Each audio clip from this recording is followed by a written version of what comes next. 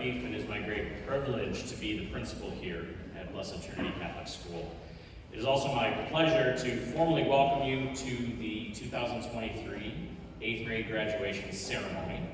We are so incredibly blessed to have all of you here, literally surrounding our 8th graders, soon to be graduates, not just yet, hang tight. From our families and our friends, our faculty and our staff, it is our great pleasure to say thank you and welcome to this evening as we mark this occasion, celebrate all that you've accomplished and all that is yet to come. Now, over the course of the year and earlier today, some of you were able to be with us as our 8th graders continue the tradition we have of sharing their words of wisdom, not only with our masses at our convocations, but our baccalaureate prayer service today. They did a beautiful job. However, tonight, in one more of that series, we have an opportunity to hear from one of them, from their student-selected speaker, to speak on their behalf and to mark this occasion. It is my great pleasure to welcome at this time our student commencement speaker, Ellie B.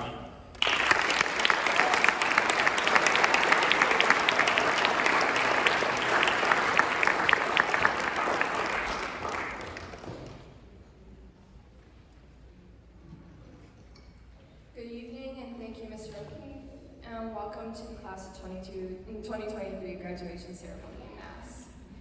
Look at yourself, 8th graders. Looks like we grew up, huh? Now look at your parents. Parents and guardians, you've been waiting a long time for this. Like a really, really, really, really, really, really, really long time for this. Look at your daughter or son and replay every moment with them. Graduates, look at your parents and think about your child and everything leading up to now. You guys should be proud of yourselves. We worked for this. We spent years working and waiting for this moment. 11 years. It's finally happened. We did it. We put in so much work to get here and to be able to thrive throughout the years. However, we really couldn't have made it all the way here with all of our body parts attached without a couple of people. First of all, I'd like to thank our teachers. They were the ones that taught us the words we would use the rest of our lives. And how, or at least how to spell them. They also taught us about spelling, reading, writing, kindness, forgiveness, sharing, obedience, and responsibility. They taught us how to act and taught us how to do things we thought we would never be able to do before. And for that, I would love to thank the teachers and people that we had all throughout our journey at the Penn campus.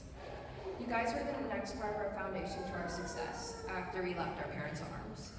Nicollet teachers, we didn't forget about you either. You guys taught us about our faith, the world around us, proper grammar, how to find a hypotenuse. To be honest with you, I kind of had to Google that at first. While I was writing it, it's the longest side of the triangle. It's the C in A squared plus B squared equals C squared. And how to understand our universe and how it works. We had a couple of fires there, late in test lab, and a couple near misses with the Axis powers almost winning. But it worked out in the end. With that, I would love to thank our amazing teachers from Nicollet and Penn campus for helping us thrive, not survive, and for being the stepping stones in this moment. I would also like to briefly thank my class and Mr. Boyle for trusting me and giving me this opportunity to be here in front of all of you guys. I had no idea until now, standing in front of you, how much you guys respected me and trusted me with this. For that, I will be forever grateful. Finally, I need to thank our wonderful parents and guardians. You guys were the literal people that brought us into this world and dealt with our problems and overall us for 13 to 14 years now. You took care of us by funding our education, taking care of us when we were sick or at the lowest of the low, and made us feel like we belonged in our world. We owe you everything. Thank you so much. If you were to ask me what my favorite memory was from this class, or from the school in general, this first memory would immediately come to mind. For a little background, as you know, back in COVID, people wanted to do everything at home now. There's things like cutting their own hair, school online, and even ordering groceries online. In 6th grade, we were in the eye of the COVID storm. It was a mix between online learning and school education. One day, I don't know exactly what time of the year it was. We came to school like normal, and Mr. Stock was sitting at his desk like normal and took our temperatures before letting us go into class. Once we were all seated and the bell rang, we said a prayer and started our lesson. I seriously have no memory of what exactly we were talking about or why Mr. Stock turned around. But when he did turn around, we saw a giant bald strip on the back of his head. There is hair surrounding it, but for some reason there was no hair in that strip. It was totally exposed, with no hair. As soon as we saw it, we couldn't restrain ourselves, and we started laughing.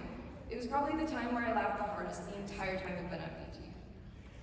Mr. Stock immediately knew why we were laughing, so he turned around and explained to us what happened. When Mr. Stock thought it was high time he got a haircut, his wife offered to do it.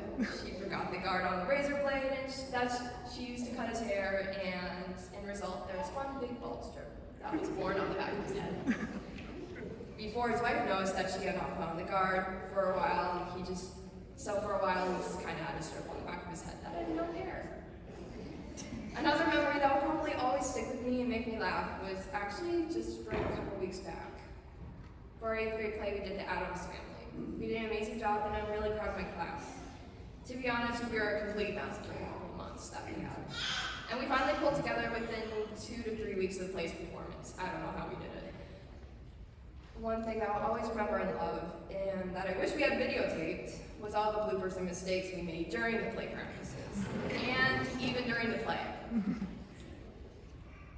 One of my favorite mistakes that was made during the practices and during the play, out of the many that were occurring during the full disclosure scene.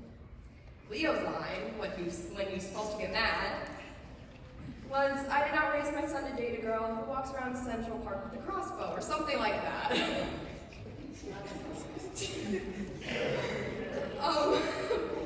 Well, instead he accidentally was rushing too quickly, or he was thinking of something else. But he said very loudly and clear for everyone to hear, "I did not date my son." That's not what he meant. We all burst out laughing, and even though it was a stupid little mistake, and probably any of us could really make it, just the fact that it happened the way it did, and how loud he said it, and how it was worded, it just made it funnier. This actually even happened during the play, and even though it may have been obvious to you guys, it was definitely obvious to all of us, and I have to admit, I fought a smile during the performance just to make sure I stayed into character. We learned a lot of lessons throughout the years we were at BT, and even though they may be small things, that only apply to stuff for a short period of time, they're really important to know and help us a lot when it comes to studying and get things done. One thing that you need to remember is to never wait till Thursday wait till next year unit to start your EQs. It will fail you every single time, and you'll end up finishing at a really late hour at IHOP, and it will not look good at all, or you just won't get it done at all. Another thing is communication. Your teachers can't help you unless you communicate and explain the issue. There's also other little pieces you could take away from this, like bring a pencil to Mr. Stock's class, nuking Japan and Germany as soon as possible for World War II. Be prepared for Mr. Boyle's random conversations that started out about relevant stuff and ended up on the subject, for example, how our digestive system works and different torture systems. Yeah, that was great. One final advice tidbit that you should take is to talk to new people. You should have new experiences, and even just talking and listening to them makes an impact on them and on you. You never know, maybe you'll meet a new friend. While I was writing this, I really didn't know how to end this. Because if I knew that I ended this speech, it would mean that we would be one step closer to the end of all that we've been through. All of our memories will start to be just dreamlike, and those people may as well be only from our heads. My time at BT has taught me a lot of things, but one thing that's teaching me right now is just how to let go. I will never let go completely of the class of 2023 because they made me who I am right now. I will always remember the respect we had for each other, the memories we made, and the smiles we all shared. Today's the day we get to show how much we worked and to just celebrate how much we've done within the past 11 years. I have a message for my class, my family. I'm so proud of you guys. We did things that we thought would be impossible, and we did things that were above and beyond. We had our low points, but we made it through them together, and here we are today. I want you guys to know that I love you with all of my heart. You will always be a part of me and who I am. Class of 2023, stay gold. Thank you.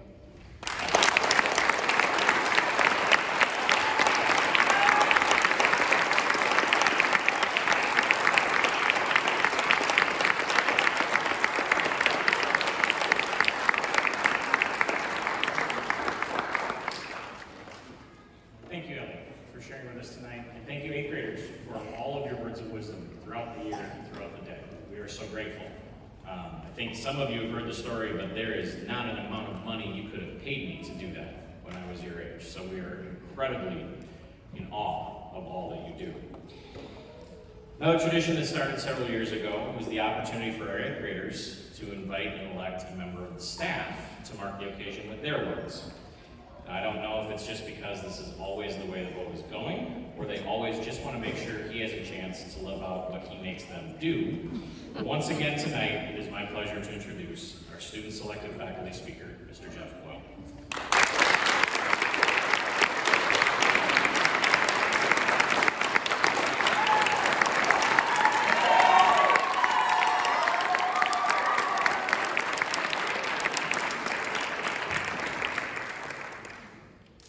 Thank you for that applause. That's it. How about Ellie? Wasn't she amazing? Yeah. She represents the high end of speech giving, and I represent the low. So that's why I come on second. So that's where I go. But this has been a truly special class.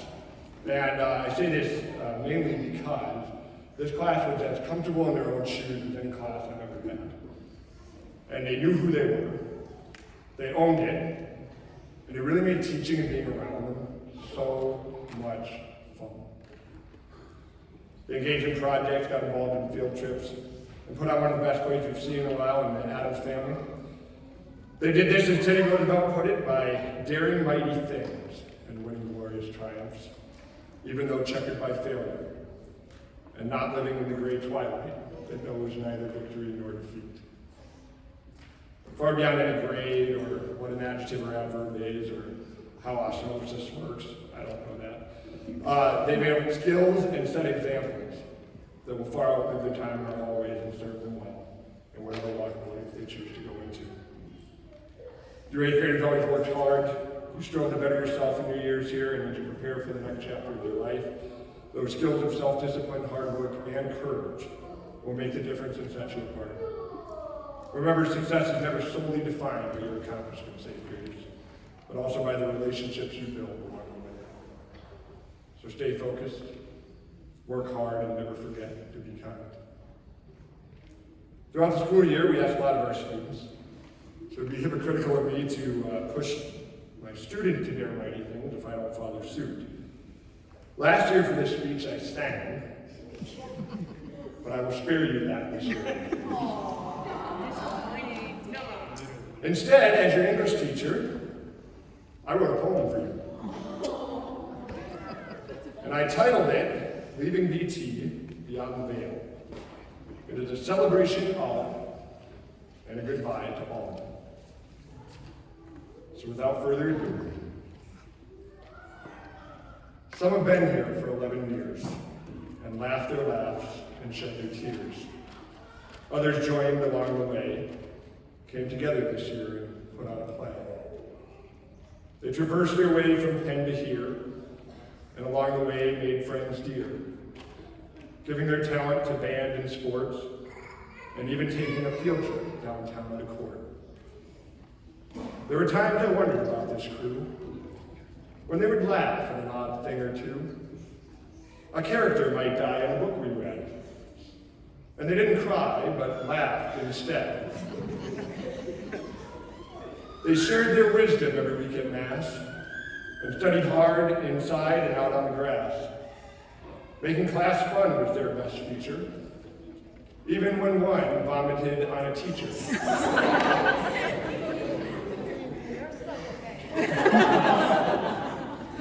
The class truly knew how to have fun, even if they complained about the mile run. They had successes like the science fair and handled projects with great care. As one class, they really got close. Our relationship is what I'll miss most. I'll try to remember them without shedding a tear, unlike most of you during wait till next year. And I think that's just it, you see. You all meant so much to BT. Our hallways will never be the same, and the veil of the years will echo your name. You're all headed for greater things, to work and grow, laugh and sing. But I know tomorrow I'll see empty chairs and be reminded that you're not there. You'll be off to share your lives with the world and let your gifts and talents be unfurled. BT will certainly be different next fall without any of you around at all. And there will be days we wish you could have stayed. Oh, how we love this age group.